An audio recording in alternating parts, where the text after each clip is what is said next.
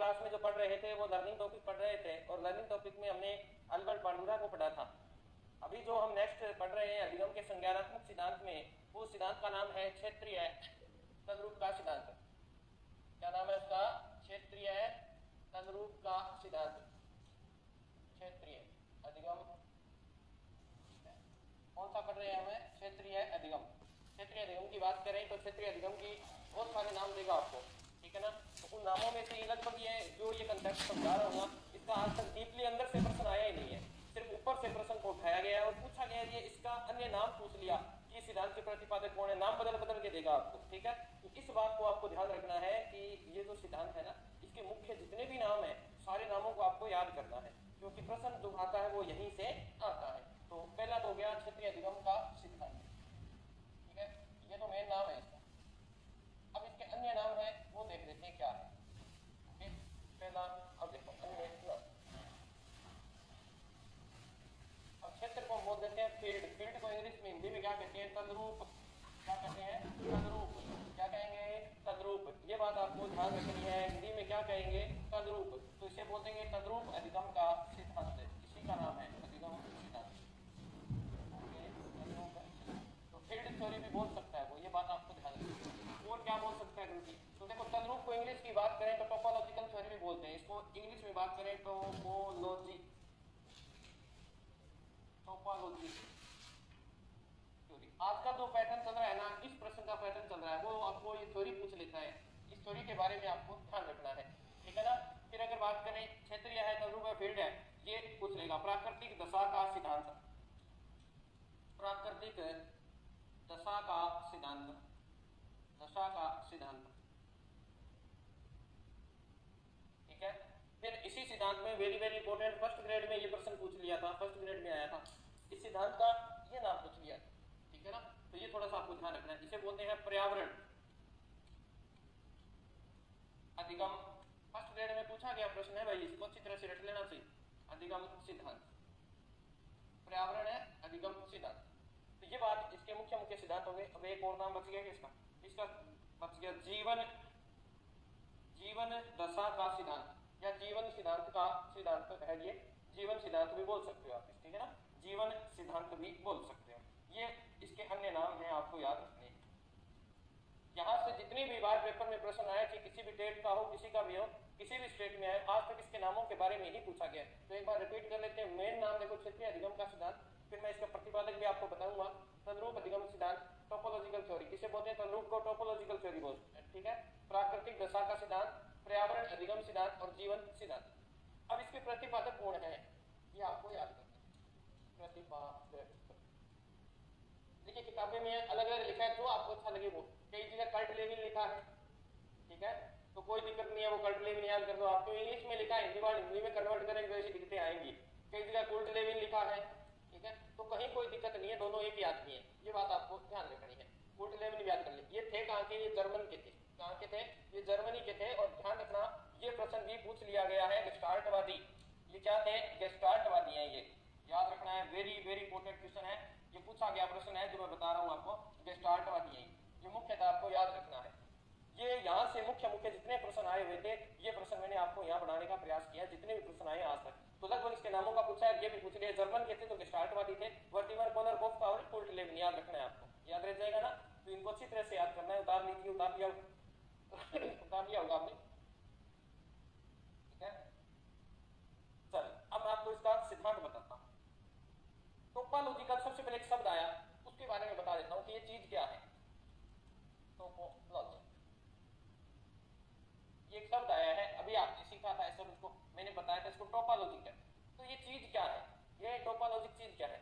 तो देखिए, मनुष्य जिस वातावरण के आसपास के माहौल में रहता है, यानी व्यक्ति जब जीता है, जीवन का जो दायरा है उसका, जो क्रिएट एरिया जिसमें वो रहता है, वो वहां प्रत्यक्षीकरण से सीखता है, यानी वस्तुओं को देखता है और उन वस्तुओं को देखकर अपने जीवन में उतारने का प्रयास करता है, यानी अधिगम करता है। सीधी सी बात हुई, यानी अपने जीवन क्षेत्र के दायरे में प्रत्यक्षीकरण व अंतःक्रिया के द्वारा वो क्रियाओं को करना सीख लेता है। ये इसका आधार वाक्य है, मेन बात अगर करें तो यही इसका आधार वाक्य है, इसी पर सूत्र दिया गया है। और उस सूत्र से भी पिछली फर्स्ट ग्रेड में प्रश्न पूछ लिया था, वो क्या था वो बता दूंगा, पहले इसकी थ्योरी को समझना है। ये कहते हैं कि व्यक्ति जिस दायरे में रहता है, व्यक्ति जिस दायरे का मतलब है जिस पर्यावरण में रहता है, जिस फील्ड में रहता है, उस फील्ड में व्यक्ति प्रत्यक्षीकरण यानी देखता है वस्तु को और फिर अंतः क्रिया करता है, यानी अंतः क्रिया का मतलब उसके साथ बर्ताव करता है, व्यवहार करता है और उस व्यवहार से व्यक्ति क्या कर लेता है, सीख लेता है। ये इसका मुख्य आधार है, ठीक है ना। इस आधार को अगर बात करें तो यहां अगर आपने लिखना है तो लिख लीजिए, इसके अंदर मैं लिखवा देता हूं, व्यक्ति के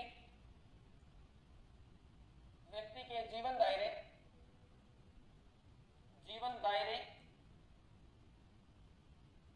दायरे में प्रत्यक्षीकरण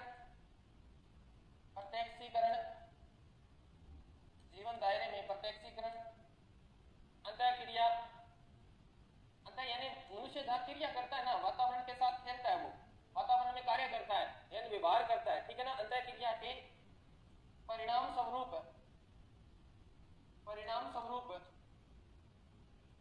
होने वाला आकृत्य जन्य, ये थोड़ा सा शब्द आकृत्य जन्य परिवर्तन है। अभी इस शब्द को समझा देता हूं, टेंशन लेने की आवश्यकता नहीं है। परिवर्तन ही क्या है, टोपोलॉजी, ठीक है, थ्योरी है। देखिए मैंने जो बात आपको समझाई थी वही परिभाषा में लिखवाई है। यहाँ एक शब्द आया है आकृति जन्य, तो इस शब्द को अगर हम तोड़ेंगे ना तो इसमें दो शब्द निकलेंगे, एक तो आकृति शब्द निकल जाएगा और एक होता है जन्य। जन्य की अगर बात करें, जन्य यानी आकृति बन जाती है, कार्य को जब सीखते हैं ना तो हम रचनावाद कहते हैं, जिसे निर्मितवाद कहते हैं, वो आकृति जन्य होता है। यानी व्यक्ति वस्तुओं को देखता है, प्रत्यक्ष क्रिया करता है, फिर अंतः क्रिया करके उस वस्तु को सीख लेता है, वो क्या आकृति जन्य है। तो ये जो फैक्टर था टोपोलॉजी, ये तो मैथ के फैक्टर में लगता था, जो मैथ होती है ना गणित, उसके फैक्टर में लगता था। यानी साइंस के फैक्टर की बात करें, साइंस फैक्टर मान लो, मैथ मान लो, यानी यहाँ कुर्ट लेविन ने गणित के आधार पर व्यक्ति के व्यवहार में परिवर्तन यानी सीखने की बात की गई है। तो अगर बात करें गणित के आधार पे, पूछ ले आपको गणित के आधार पे सीखने का प्रयास किसने करवाया है, तो कुर्ट लेविन ने ही करवाया, क्योंकि टोपोलॉजी कह दो ये थ्योरी वहां लगती है जहां साइंस मैथ होती है, ठीक है ना। तो इस बात का आप ध्यान रखोगे। तो लेविन ने, मैंने आपको बता दिया, यहाँ लिख लेना चाहिए, लेविन ने गणित के व्यवहार के आधार पर व्यक्ति को सिखाने का या समझाने का प्रयास किया है।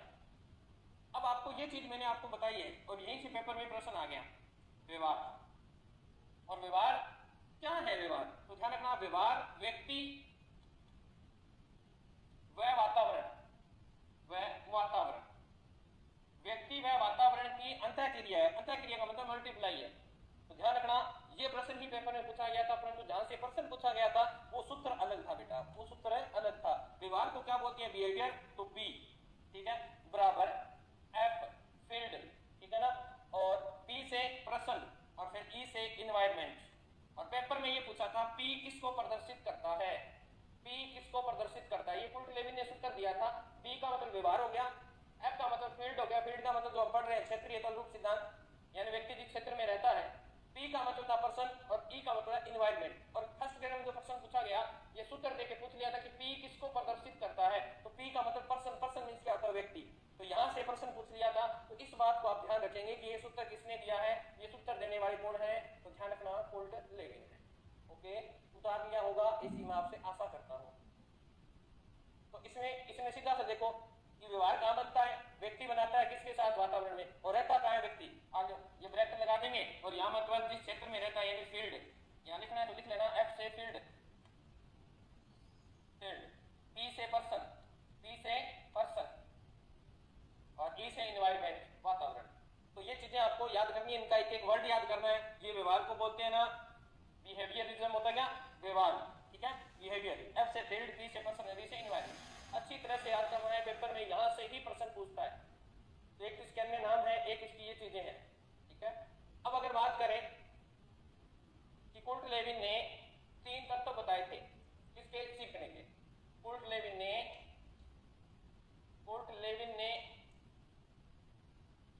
3 तत्व कौन कौन से बताए हैं? अच्छी तरह से देखना है इनको। इन्होंने 3 तत्व क्या बताए? पहली तो बताई है भर्सना, ठीक है, क्या बताई है? भर्सना। दूसरी की बात करें लक्ष्य, और तीसरी की बात करें अवरोध या बाधा, बोल सकते हैं, अवरोध कह दो या इसे बाधा कह दो। ये 3 तत्व बताए हैं इन्होंने सीखने के लिए। सबसे पहले आपकी जो निंदा की जाती है, भर्सना की जाती है, घर वाले कहते हैं तू कर नहीं सकता। जब हम किसी भी क्षेत्र में जाते हैं तो सबसे पहले हमारी कमी निकाली जाती है, ठीक है ना। कमियां निकाली जाती है, लोग हमें कहते हैं, ताने देते हैं, हमारे मन में सीखने के प्रति जो इच्छा होती है वो क्या होती है, थोड़ी डाउन होने लग जाती है। तो सबसे पहले इसमें जो कारण है ना व्यक्ति का निराश होने का कारण है वो वेक्टर्स में आएंगे, आगे मैं वेक्टर्स करवाऊंगा, परंतु यहाँ आपको तीन तत्व समझने के अधिगम में बाधक है तीनों तत्व, ठीक है ना। तो सबसे पहले आपको भर्सना यानी आपकी निंदा की जाएगी, की जाए कोई दिक्कत नहीं है, करने दो, परंतु ध्यान रखना आपको आपका लक्ष्य क्या करना है, स्थापित करना है। जैसे आपने लक्ष्य को सोच लिया कि मुझे जिस लक्ष्य को प्राप्त करना है वो आपके लिए क्या, उस लक्ष्य के प्राप्त करने के दौरान आप में क्या आएंगी, बाधा आएंगी, क्या आएंगी, बाधा आएंगी। तो ध्यान रखना आपको पूछ सकता है कि कुर्ट लेविन ने तीन तत्व कौन से बताए, तो ध्यान रखना एक नंबर में भर्सना है, दो पे लक्ष्य है, तीन पे बाधा है, ये बात आपको ध्यान रखनी है। ओके, याद रह जाएगी ना आपको, कोई दिक्कत नहीं है, तीनों को याद करना है। सबसे पहले आप किसी कार्य को सीखते हैं तो आपकी निंदा की जाती है, आलोचना की जाती है, भर्सना, ठीक है ना, आलोचना निंदा। फिर दो नंबर पे आप लक्ष्य का क्या करते हैं, निर्धारण करते हैं कि मुझे इस लक्ष्य को प्राप्त करना है। फिर जैसे आप लक्ष्य का निर्धारण करते हैं आपके जीवन में बाधाएं शुरू हो जाती है। जीवन में क्या आती है, बाधा आती है। अगर इसको उल्टा देखें तो भर्सना, अवरोध आ गया अपने आप ही, फिर आप लक्ष्य को प्राप्त करते हैं, लक्ष्य की ओर बढ़ते हैं। तो ये आपको याद रखनी है, तीनों याद रखनी है आपको, इस बात का आप ध्यान रखेंगे। तो मैंने आपको बता दिया कि कुर्ट लेविन ने प्राणी के व्यवहार को गणित और भौतिक विज्ञान के आधार पर समझने का प्रयास किया है। तभी तो देखो मैथ जैसा सूत्र दे दिया था ना, तो उसको आपको ध्यान रखना है, वो सूत्र भी आपको अच्छी तरह से याद होना चाहिए। अब देखते हैं नेक्स्ट एक शब्द मैं बोल रहा था बार बार, वेक्टर साइकोलॉजी। ये वेक्टर्स क्या होते हैं, वेक्टर्स, ये वेक्टर्स क्या होते हैं, ठीक है। यानी वेक्टर्स आपके अंदर भी हैं, मेरे अंदर भी हैं। यानी वेक्टर्स वो होते हैं जो आपके व्यवहार को निर्देशित करते हैं और आपको आपके लक्ष्य तक लेकर जाते हैं। ये क्या कहलाएंगे, वेक्टर्स कहलाएंगे। समझ में आ गई बात। यानी वेक्टर्स का अर्थ हो गया कि आपके अंदर मोटिवेट, अभिप्रेरणा होती है ना, तो अभिप्रेरणा के रूप में होते हैं। मान लीजिए अभिप्रेरणा नहीं है, पर आप ये मानिए कि आपको आपके लक्ष्य की तरफ क्या करते हैं, लेके जाते हैं वेक्टर्स, ठीक है। तो इस बात का आपको ध्यान रखना है कि आपको पूछ सकता है वेक्टर्स के कितने प्रकार है। वेक्टर्स के दो प्रकार है, वो आगे करूंगा। पहले इसकी परिभाषा ये लिखनी है, वह शक्ति जो हमारे व्यवहार को प्रभावित करती है, वह शक्ति जो हमारे व्यवहार को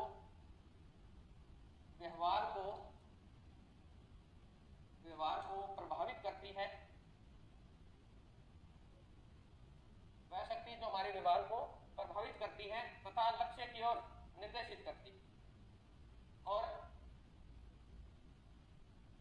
हमें लक्ष्य तक लेकर जाती है,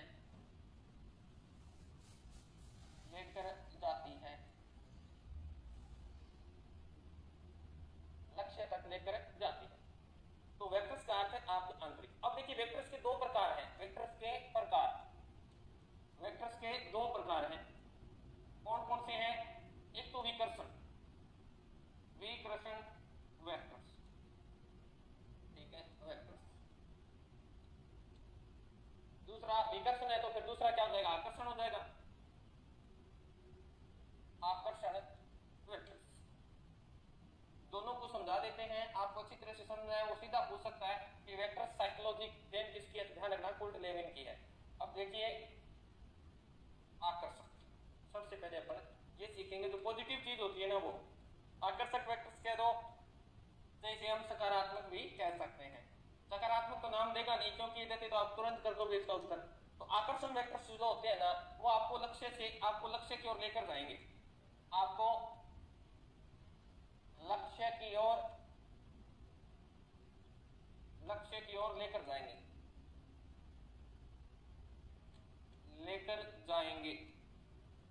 कैसे, अभी बताता हूं। जैसे परीक्षा नजदीक आ जाती है, हमारे अंदर ये वेक्टर्स उत्पन्न होते हैं। जब ये लगे कि परीक्षा नजदीक आएगी, आप करेंगे मेरा तो सिलेक्शन पक्का श्योर है, जब आपके मन में ये भावना आने लग जाए कि मैं तो 100% कर जाऊंगा, कोई दिक्कत नहीं है, मैंने सब चीजें याद है, मैंने रट रखी है, मुझे अच्छी तरह से याद है, तो ध्यान रखना वहां कौन सा फैक्टर्स काम कर रहा है, वेक्टर्स आपका ये आकर्षण वेक्टर्स कर रहा है, यानी पॉजिटिव, जहां पॉजिटिव थिंकिंग आती है।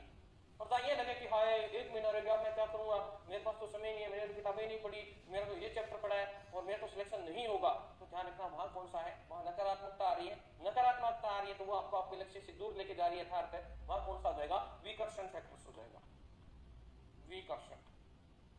ये बात आपको अच्छी तरह से ध्यान करनी है। वहां आपको नकारात्मक शब्द नहीं देगा, क्योंकि मनोविज्ञान में नकारात्मक शब्द देता ही नहीं है, उत्तर वही हो जाता है। तो ध्यान रखना, जो आपको, ये मैंने छोटे शॉर्ट में लिखा है, आप पूरा लिखना कि जो वेक्टर्स आपको लक्ष्य की ओर लेकर जाएंगे वो तो कहलाएंगे आकर्षक। जो वेक्टर्स आपको लक्ष्य से दूर करेंगे, लक्ष्य से, जो आपको लक्ष्य से दूर करेंगे वो क्या कहलाएंगे, वो विकर्षण कहलाएंगे। ओके, समझ में आ गया होगा आपको। वेक्टर्स का अर्थ है हमारे शरीर में वो जागरूक शक्ति मान लीजिए, वो शक्ति मान लीजिए जो हमारे व्यवहार को क्या करती है, प्रभावित करती है और हमें लक्ष्य तक लेकर जाती है। ठीक है, वे दो प्रकार के हो सकते हैं। आकर्षण जो आपको लक्ष्य तक लेकर जाएगा, आपकी पॉजिटिव एनर्जी, से बोलते हैं कि मेरा सिलेक्शन हो जाएगा, मुझे सब कुछ याद है, ये आपका आकर्षण वेक्टर्स है। और वो जो आपको लक्ष्य से दूर करती है कि मेरा नहीं हो पाएगा, मेरे तो ये चीजें रह गई, ठीक है, तो वो आपका विकर्षण फैक्टर्स कहलाएगा, वेक्टर्स कहलाएगा। याद रह जाएगा ना, वेक्टर्स हो गया कंफर्म है इतना, तो आपने उतार लिया होगा ऐसी मैं आशा करता हूं। ओके, चलिए नेक्स्ट, इसी के अंदर एक जीवन क्षेत्र आपके नाम आया था, वो भी आप लिख लीजिएगा। जीवन क्षेत्र क्या है, फील्ड, जीवन क्षेत्र क्या है, जीवन क्षेत्र। नाम से दिख रहा होगा आपको, मैंने आपके सामने जीवन क्षेत्र नाम दिया है। आपको ये प्रश्न पूछ सकता है कि जीवन क्षेत्र पर किसने काम किया है, तो ध्यान रखना कुर्ट लेविन ने किया। अब जीवन क्षेत्र क्या है, यानी व्यक्ति इस संसार में आया, इस संसार में आने के बाद वो कहाँ एडजस्ट हुआ, यानी कोई ना कोई माहौल उसको मिला ही होगा, कोई ना कोई वातावरण उसको मिला होगा। वो वातावरण उसका क्या है, जीवन फैक्टर है, यानी वो उस वातावरण में ही अंतःक्रिया करता रहता है, उनके साथ अपने व्यवहार संप्रेषण, जिसको बोलते हैं कम्युनिकेशन, वो करता रहता है और वो ही उसका जीवन क्षेत्र कहलाएगा। समझ में आई बात क्या कह रहा हूं मैंने ये कहा है कि व्यक्ति जब जिस वातावरण के साथ अंतःक्रिया करता है वो उसका जीवन क्षेत्र कहलाएगा। टोपोलॉजिकल वाली बात ही मैं यहाँ कह रहा हूँ, ठीक है ना, परंतु वो भौतिक विज्ञान और गणित के आधार पर टोपोलॉजिकल कह देते हैं। यहाँ जीवन क्षेत्र की बात कर रहा हूँ, तो जीवन क्षेत्र में ये बात आप लिख सकते हो कि वातावरण की जिन वस्तुओं से, यहाँ लिख लीजिए जीवन क्षेत्र किसे कहते हैं, कि वातावरण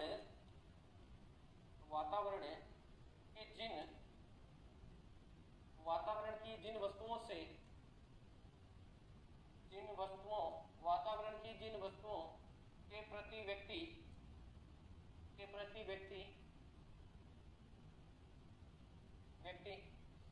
जो अंतःक्रिया करता है,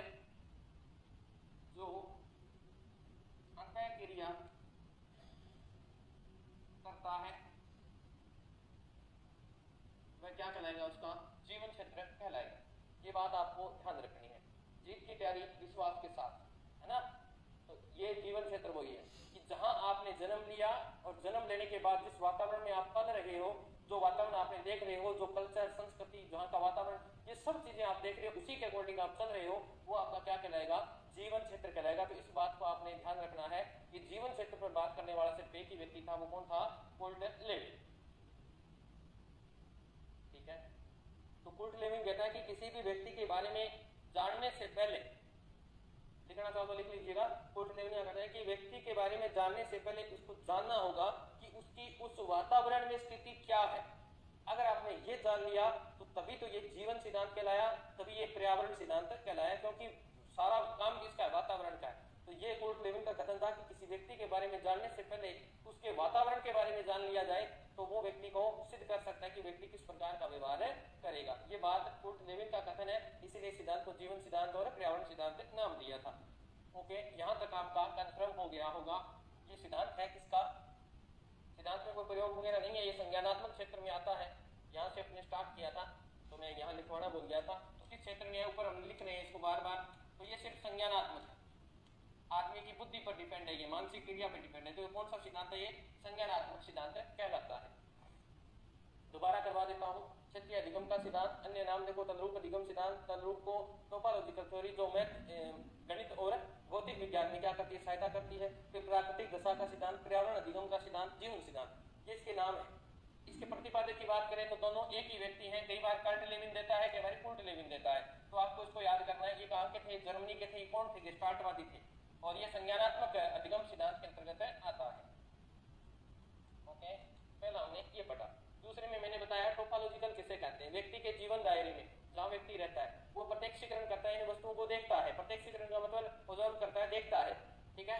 अंतःक्रिया के परिणाम स्वरूप होने वाला आकृत्य जन्य परिवर्तन ही टोपोलॉजिकल थ्योरी है। आकृति जन्य का मतलब जो उसके दिमाग में तस्वीर बन गई, उस समय उसने देखा कि ये कार्य ऐसे होता है, वही उसके लिए क्या है, टोपोलॉजिकल है। तो इसने कहा था कि जो व्यक्ति का व्यवहार होता है वह व्यक्ति और वातावरण की अंतःक्रिया है। अंतःक्रिया का मतलब मल्टीप्लाई है। उसने एक सूत्र दिया था, उस सूत्र को यहाँ देख लेते हैं दोबारा। ये लीजिए, यहाँ से पेपर में प्रश्न पूछा गया था, मैंने बताया था फर्स्ट ग्रेड में प्रश्न आया था।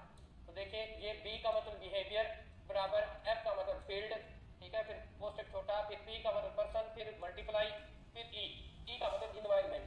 और पर्सन में पूछ लिया था कि पी का अर्थ क्या है, तो पी का अर्थ क्या है, पर्सन है, एफ का मतलब क्या है, फील्ड है, और ई का मतलब इन्वायरमेंट है, बी का मतलब बिहेवियर है। ये बात आपको ध्यान रखनी है भाई, ठीक है। ये इंपॉर्टेंट इसका सूत्र दिया हुआ, ये कहता है कि व्यक्ति मुख्य रूप से इन चीजों पर काम करता है। फिर कोटलेविन ने 3 तत्व बताए थे कि सीखने के दौरान जो व्यक्ति वातावरण से सीखता है, आसपास के माहौल से अधिगम करता है, उसके सामने 3 समस्याएं आती है। पहली वर्षना थी, जिसमें हमने कहा था कि निंदा वगैरह आ जाएगी सब। फिर लक्ष्य स्थापित करना, फिर आपके जीवन में क्या आएंगी, बाधाएं आएंगी। फिर हमने वेक्टर्स के बारे में देखा था कि वेक्टर्स साइकोलॉजी किसकी देन है, तो कोटलेविन की देन है। सीधा पूछ सकता है वेक्टर्स होते क्या हैं, जो हमारे व्यवहार को क्या करते हैं, प्रभावित करते हैं और लक्ष्य तक लेकर जाते हैं। ये 2 प्रकार के होते हैं, आकर्षण वेक्टर्स और विकर्षण वेक्टर्स। आकर्षण वेक्टर्स वो होते हैं जो आपको लक्ष्य की ओर लेकर जाएंगे, विकर्षण होते हैं जो आपको लक्ष्य से दूर करेंगे। यहाँ तक हमने अध्ययन किया।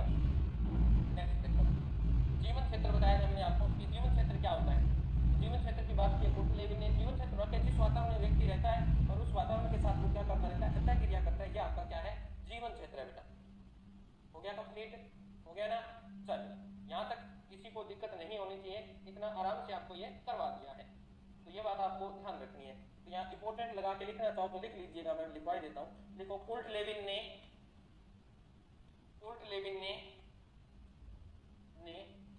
मानव व्यवहार को भौतिक विज्ञान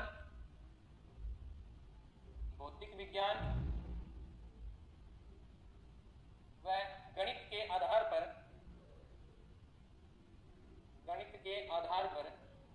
क्योंकि कई बार सीधा प्रश्न पूछ लेता है तो कहते हैं गुरुजी करवाया नहीं था आपने। गणित के आधार पर समझने का प्रयास किया, आधार पर समझने का प्रयास किया। ओके,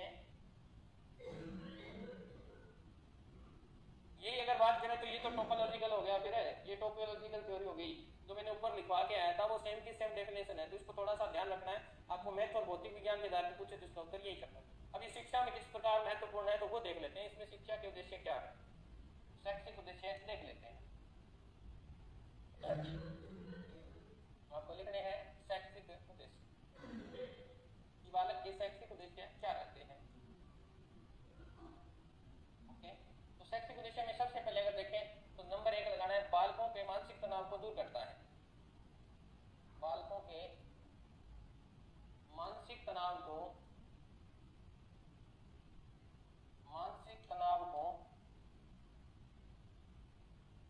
दूर करना।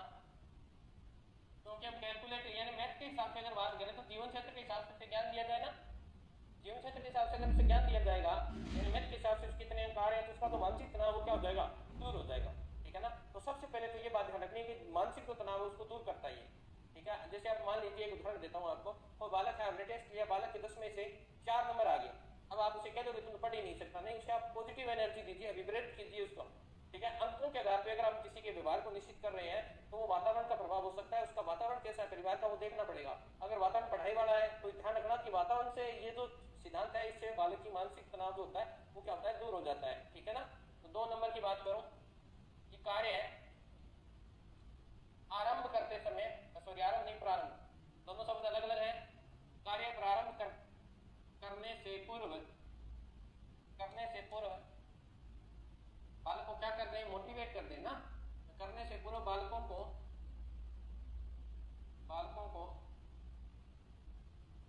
प्रेरणा देना। बताओ हमें वातावरण अपने आप प्रेरणा देता है नहीं देता, मोटिवेट दे, हम किससे देख रहे हैं, वातावरण में किसी को किसी क्षेत्र में सक्सेस होते देखा, उसकी जीवन प्रत्याशा थी, उसने जीवन में क्या करना था, वहीं से देख लिया कि मुझे इसके जैसा बनना है, तो सबसे पहले वो खुद मोटिवेट हो। तो कहता है कि ये सिद्धांत भी कहता है कि कोई भी कार्य अगर बालक से करवाया जाए तो सबसे पहले उसे क्या कर दिया जाए, मोटिवेट कर दिया जाए। नंबर 3, पाठ्य सामग्री, ये तो सभी को पता है, साइकोलॉजी में जो बार बार शब्द आते हैं, पाठ्य सामग्री छात्रों के छात्रों के अनुकूल हो, छात्रों के अनुकूल हो। समझ में आ गई? अगर पाठ्य सामग्री छात्रों के उद्देश्य अनुकूल हो, सॉरी छात्रों के उद्देश्य अनुकूल हो,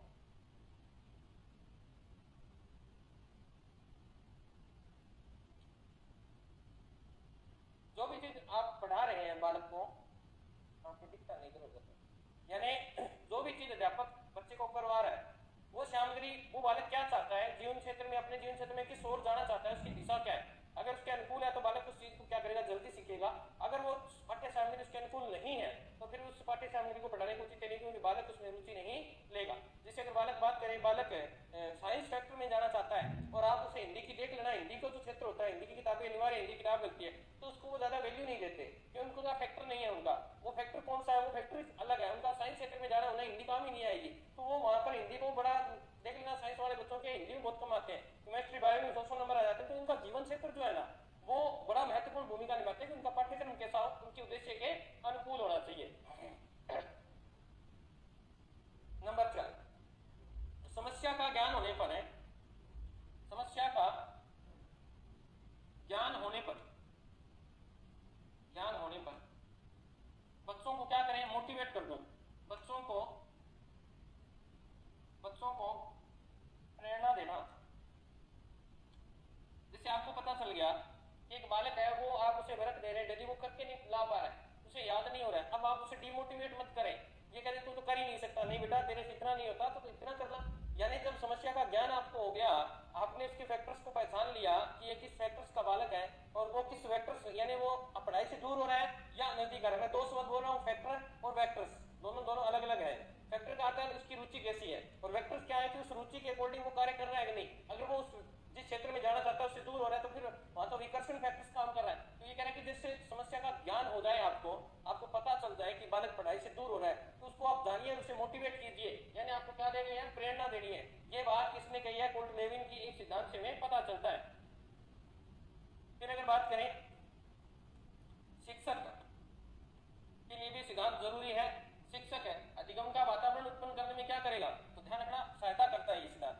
शिक्षक द्वारा अधिगम के लिए वातावरण उपस्थिति लिख लिया गया, उपस्थित करने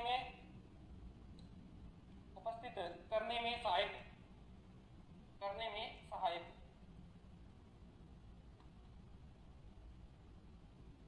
ओके, तो ये जैसे अध्यापक देखेगा कि बालक किस आधार पे है, तो ये एक, अगर मैं मानूं यहां ऊपर कर देता हूं इसको, चीज को समझना है थोड़ा सा। शिक्षक देख ले सापेक्षिक क्रिया, क्या देख लिया थे, सापेक्षिक क्रिया। सापेक्षिक क्रिया में मैंने आपको 3 चीजें लिखवाई थी, कौन कौन सी थी, पहली भर्सना थी, दूसरा क्या था, लक्ष्य था, और तीसरा क्या था, अवरोध या बाधा थी।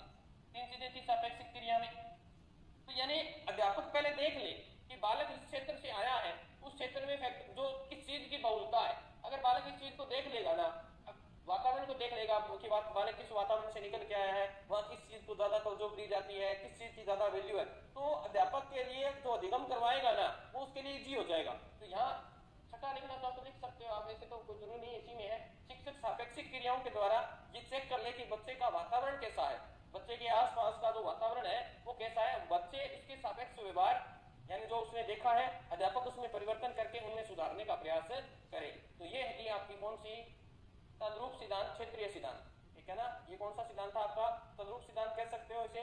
ओके, अब हम जो पढ़ने जा रहे हैं, नेक्स्ट जो सिद्धांत है अपने पास है, इसकी बात कर लेते हैं, अपने पास समय है। तो हम आज पढ़ रहे हैं नेक्स्ट सिद्धांत, अधिगम का चिन्ह सिद्धांत। अधिगम का चिन्ह सिद्धांत, साइन थ्योरी बोल सकते हो। कैसे आप साइन करते हो क्या, और साइन करते ही आपका चेक पास हो जाता है, होता है ना, तो आप इसे क्या बोल सकते हो, साइन थ्योरी भी बोल सकते हैं। तो यहाँ लिखना चाहो तो लिख लीजिएगा साइन, तो इशारे करते हो ना वो साइन थ्योरी, या आप किसी किसने सिखाए, किसी ने नहीं सिखाए। अब देखते हैं, अगर बात करें इस सिद्धांत के प्रतिपादक की कि इसके प्रतिपादक कौन है, तो अभी बता देते हैं आपको। कौन है प्रतिपादक? टॉलमेन है। कौन है? टॉलमेन। कौन है? टॉलमेन है। ये क्या सिद्धांत है? देखो, आपने अपने जीवन के अंदर बहुत सी कुछ चीजें जो अपने आप सीख ली थी, और कुछ चिन्ह है जिन्हें आपको किसी ने नहीं बताया, आप अपने आप ही सीख गए थे। ये सिद्धांत क्या है, कहां से आया? ये वही चिन्ह सिद्धांत है। आप अपने जीवन में क्या करते हो, किसी नई जगह जाते हो, जब नई जगह जाते हो और आपको किसी का घर नहीं पता है, आप अपने रिलेटिव के घर जा रहे हो, तो आपको वो फोन पे बताता है, वो आपके माइंड में सेट हो जाता है। वो कहता है कि हाँ, फोन पे कहता है कि हाँ जी कहाँ से चल रहे हो, मैं यहाँ हूँ, तो आप राधा कृष्ण की जो मंदिर है उसकी किस साइड में हो, इस साइड में हो, तो वो आपके माइंड में स्टोरेज कर रहा है। ठीक है, वहां से आप सीधे चलिए, आपको एक पिंपल का वृक्ष मिलेगा, उससे आप लेफ्ट हो जाइए, वहां पर एक दुकान है, बोले है, तो ये चीजें उसके माइंड में क्या हुई, सेट होगी, चिन्ह बन गए माइंड में। अब जो दोबारा भविष्य में जो व्यक्ति आएगा तो उसको सिर्फ सारा रास्ता याद नहीं रहकर ये राधा कृष्ण मंदिर, पीपल, वो दुकान, वो चीजें उसके याद रहेगी। तो यही आपका चिन्ह अधिगम सिद्धांत। हम तो चिन्हों को देखते हैं तो वो हमारे माइंड में स्थायी हो जाते हैं। जैसे अगर अपन बात करें, ये देखिए, ठीक है, इस तरह का चिन्ह जब हम देखते हैं तो हमें ये पता चलता है ऐसे, ठीक है ना, ऐसे पता चलता है कि ये क्या है, रेलवे फाटक है। हम चिन्ह को देख लेते हैं सिर्फ और बता देते हैं। एक बार हम सड़क पे जा रहे होते हैं तो एक तीर का निशान होता है ऐसे घुमा हुआ, तो उसका अर्थ क्या है, किसी ने बताया आपको, आपके माइंड में स्टोरेज सेव कर लिया कि ऐसे घुमा हुआ तीर का अर्थ होता है कि आगे मोड़ है। आप रास्ते पे जाते हैं, आपका ये सिद्धांत देखिए, ये चिन्ह है, इसके साथ आपका कितना बढ़िया संपर्क हुआ है। ठीक है ना, ये लो, होता है ऐसा। जैसे ये देखते हैं हम, रेड कलर में देखते हैं, इस कलर में देखते हैं तो हम क्या सोचते हैं कि आगे हॉस्पिटल है, होता है कि नहीं होता। और इसी सीधा प्लस देखते हैं तो क्या सोचते हैं, सीधा देखते हैं तो जब हम सीधा देखते हैं तो ये होता है कि इसको जोड़ना है। तो देखिए दोनों के साथ आपका अधिगम हुआ है, आपने दोनों को स्टोरेज किया है। अब इसी सिद्धांत में अगर हम देखें, आपने इस प्लस के साथ कितने अनुबंधन किए हैं वो दिखा देता हूं। ये थोड़ा सा लंबा हो गया तो आप कहते हो कि तो ईसा मसीह का क्रॉस चिन्ह है, यानी आपके अंदर चिन्ह जो है वो बहुत सारे हैं, होता है कि नहीं होता। तो वही चिन्ह सिद्धांत है। जैसे अगर बात करें कि जैसे ट्रैफिक लाइट, ऐसे आपने देखी होगी ट्रैफिक लाइट है, यहाँ पे गोल कलर की ट्रैफिक लाइट होती है ऐसी, ठीक है। फिर अगर बात करें यहाँ पे ग्रीन होती है ना, वैसे तो दो होती है समझ लेता है, परंतु कई जगह हमें तीन भी देखने को मिलती है। इनके साथ हमारा अनुबंधन है कि नहीं है। जैसे हम रेड होते ही देखते हैं रुक जाते हैं, रेड का अर्थ क्या है, रुकना। ये किसने बताया रहे तुम्हें, आपने अपने माइंड में अपने आप ही स्वीकार कर लिया, ये चिन्ह है रुकना। ठीक है, ग्रीन होने का मतलब है चलना, क्या है, चलना। येलो होने का मतलब है कि फुटपाथ पे जो चल रहे लोग हैं वो क्या करेंगे, रोड को क्रॉस करेंगे फुटपाथ पे, ठीक है, रोड क्रॉस करेंगे। तो यानी इन चीजों को हमने क्या कर लिया, माइंड में स्टोरेज कर लिया, माइंड में चिन्ह बना लिया। रेड वस्तु को देखते ही हमारे माइंड में अलग चीज आती है, जैसे रेड वस्तु देखते ही रेलगाड़ी रुक जाती है, होता है ना। रेड वस्तु देखो, ये जिंदगी रुक जाती है तिलक करने के बाद, यानी सिंदूर डालते हैं तो रेड ही तो होता है ना।